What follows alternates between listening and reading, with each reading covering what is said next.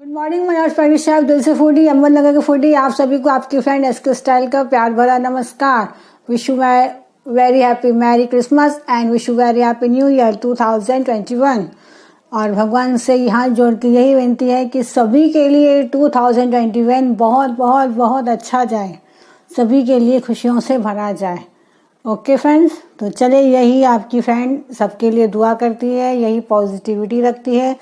Positivity के साथ शुरू करेंगे नया साल, तो उम्मीद है कि सभी को ये 2021 बहुत कुछ फ़ायदेमंद होगा। ओके दोस्तों, 2020 में जो कुछ हुआ, अच्छा भी हुआ बुरा भी हुआ, इससे बुरा तो नहीं कह सकते, अच्छा भी बहुत हुआ है। तो जो अच्छा बुरा हुआ उन सबको भूल के नए साल की शुरुआत एक साथ करते हैं ग्रुप्स के मेंबर और सब लोग, सारे दोस्त परिवार मिलके।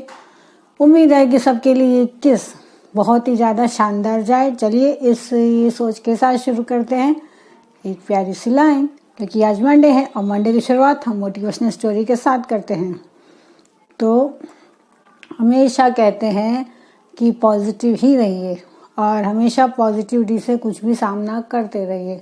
और हमारे जो ग्रुप में कॉन्टेस्ट चालू हैं उसकी भी आपको बहुत बहुत बधाई, और बहुत लोगों ने अच्छे से पार्टिसिपेट किया है, इसके लिए गुड लक। ओके दोस्तों,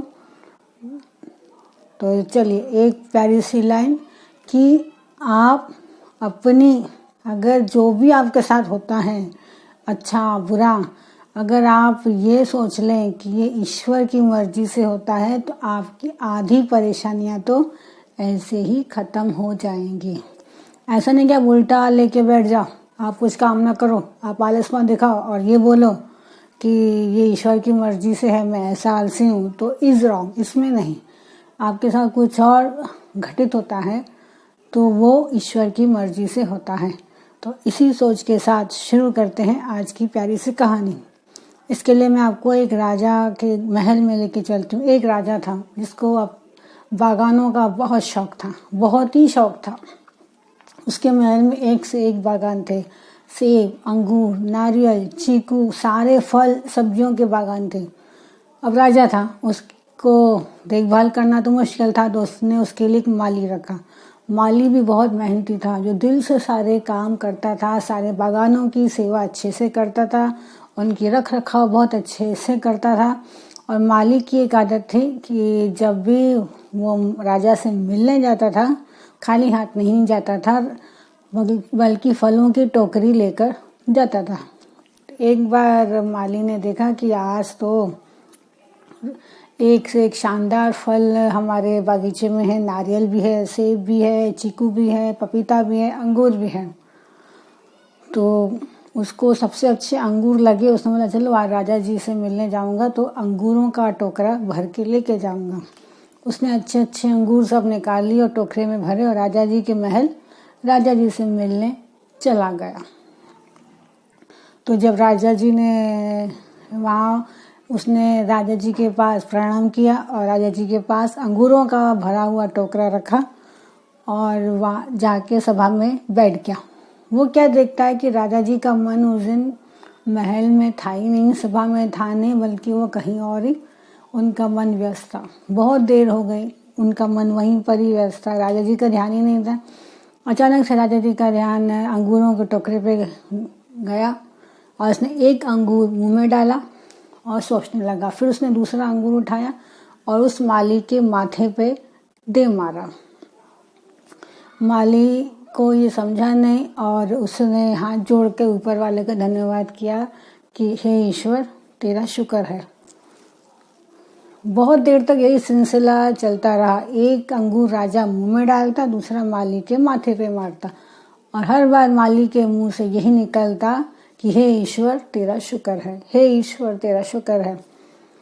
अचानक से राजा को झटका लगा कि वो जाने अनजाने बहुत कुछ गलत कर रहा है। वो माली के माथे पे अंगूर फेंक रहा है। एकदम से उसको ये जब एहसास हुआ तो उसने अपनी गलती को रोका और उसने माली की आवाज़ भी सुनी कि हर अंगूर लगने पे माली ऐसा बोल रहा है कि हे ईश्वर तेरा शुक्र है।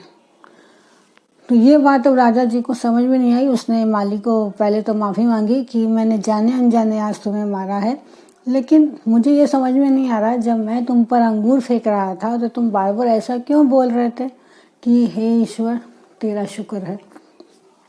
तो ये सुन के माली बड़ा मुस्कुराया और उसने राजा को बोला कि आज राजा जी, आज बागान में एक से एक फल थे।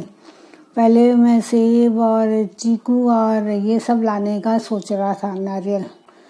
सोच लीजिए अगर आज मैं नारियल लाता तो आज मेरा क्या हाल होता। नारियल फेंक फेंक के मेरा तो आज सिर ही फूट जाता। तो इसलिए मैं ऊपर वाले ईश्वर का शुक्र कर रहा हूँ कि हे ईश्वर तेरा शुक्र है कि तूने मुझे सही समय पे सही ये रास्ता दिखाया कि आज मैं नारियल न ले जाके अंगूर ले जाऊँ,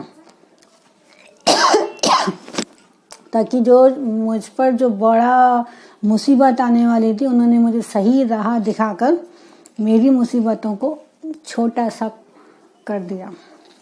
तो यही कहानी हमको क्या सिखाती है, ये छोटी सी कहानी है लेकिन हमको ये सिखाती है कि हम पर भी जब मुसीबत आती है तो हम हमेशा क्या बोलते हैं, मैंने तुम्हारा क्या बिगाड़ा। हमेशा रोने लगते हैं, धोने लगते हैं कि मैं क्या बुरा हूँ, क्या सारी किस्मत क्या हम पे है, क्या मेरी किस्मत क्या सबसे बुरी है।